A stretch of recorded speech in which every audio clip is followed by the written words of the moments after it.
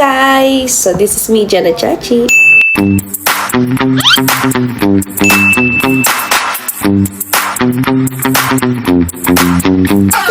So anyway guys, welcome to my vlog. Ngayon kagigising ko lang. So meron tayong almusal ulit. Tara! So nag-order yung ate ko. Ewan ko kung saan niya ito in-order. Nakalagay yung pangalan, Attitude. Attitude. Hindi attitude ba? So yung i-breakfast natin for today. Let us see kung ano in-order niya. Hindi ko rin kasi alam yung in-order niya. Okay, it's a blueberry toast. Cheesecake pala. Blueberry cheesecake toast. Ayan. Tapos may whipped cream tayo!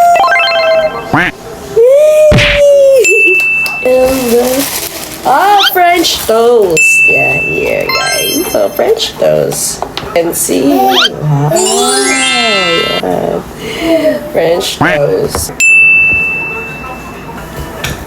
So, let's eat. Kuha ang tinidor. So natin. See guys. And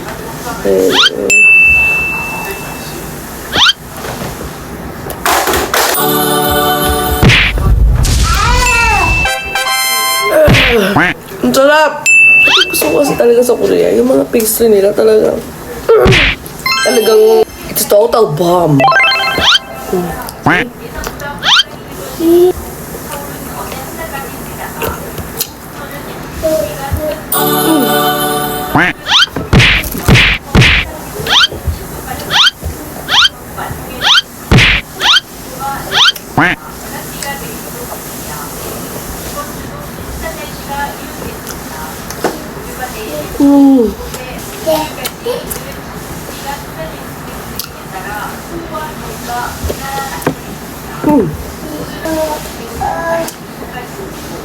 Solid. Meron itong blueberry.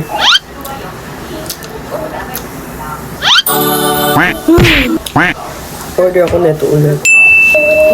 Oh guys, so good. Oh shit guys.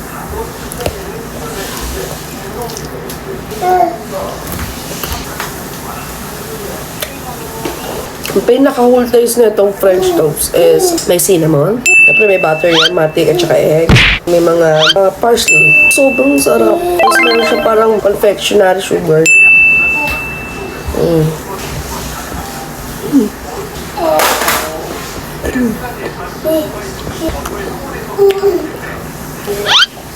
See guys.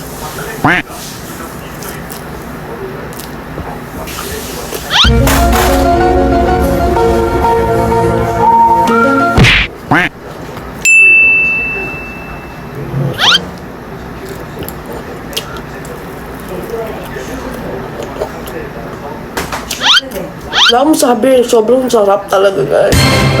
Grabe.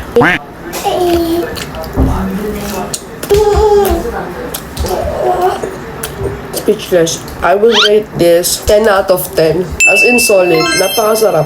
From Attitude, hindi ko alam kung may store dito. So, sa mga nandito sa mga part ng South Korea, pwede nyo i-order yan through app. Pwede rin kayo pumunta sa mga store kung malapit kayo. So, let us try the blueberry cheesecake toast. Tingnan natin kung gaano siya kasarap, guys. Tikman pa natin. Hindi ko pa nakuha yung pinaka-ano niya kasi maliit lang yun. Hindi ko siya lagyan ng whipped cream eh. Kasi gusto ko malasahan mismo yung cream cheese niya tsaka yung blueberry.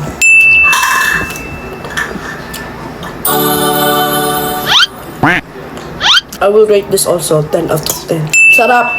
Kasi the bestest. The bestest? Nga lumalabas sa bibig ko, hindi ko alam kung saan ko pinagkukuha yung words. Wow!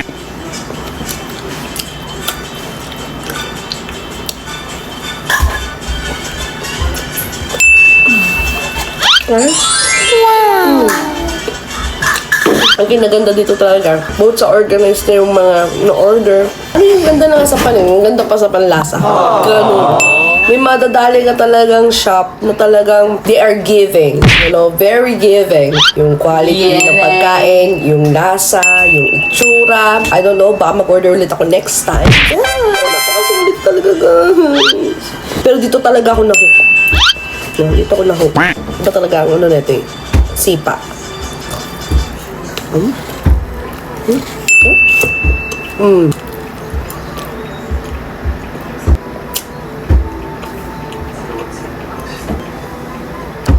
lang na wala akong bigas araw-araw. Kanin. Basta may tinapay. Ayan.